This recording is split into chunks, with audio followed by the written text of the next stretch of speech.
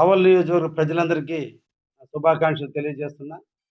నేను ఎమ్మెల్యేగా గెలిచిన తర్వాత మొట్టమొదట మన దేశ ప్రధాని మోడీ గారి ఆధ్వర్యంలో శ్రీ నారా చంద్రబాబు నాయుడు గారి సమక్షంలో వర్చువల్‌గా కావలి నియోజకవర్గంలోని ఫిషింగ్ హార్బర్‌ని రేపటి రోజు అనగా ఆగస్టు 30వ తేదీన మధ్యాహ్నం 1 గంటల నుంచి 2:30 మధ్య కాలంలో వర్చువల్‌గా దీన్ని ప్రారంభించడం జరుగుతూ సంవత్సరాలుగా మత్స్యకారులు ఎదురు చూస్తున్నటువంటి హార్బర్ జువల్దిని ఫిషింగ్ హార్బర్.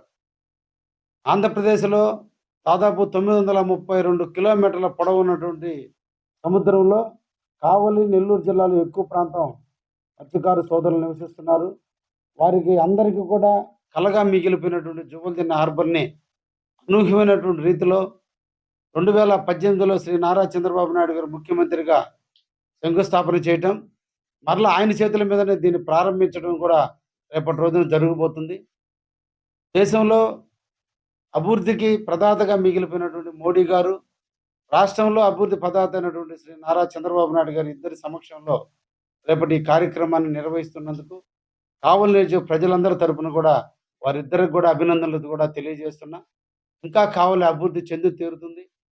నిన్నటి రోజున ముఖ్యమంత్రి వర్యులు నేను కలవటం జరిగింది. వర్చువల్‌గా కాదు, పర్సనల్‌గా వచ్చి మీరు ప్రారంభించమని వారిని కోరటం కూడా జరిగింది.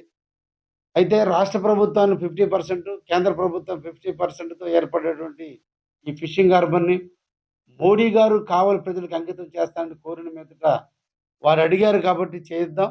తర్వాత ప్రజలైనటువంటి మత్స్యకారు సోదరులకి ఒక బృహత్తర కార్యక్రమం ఇది.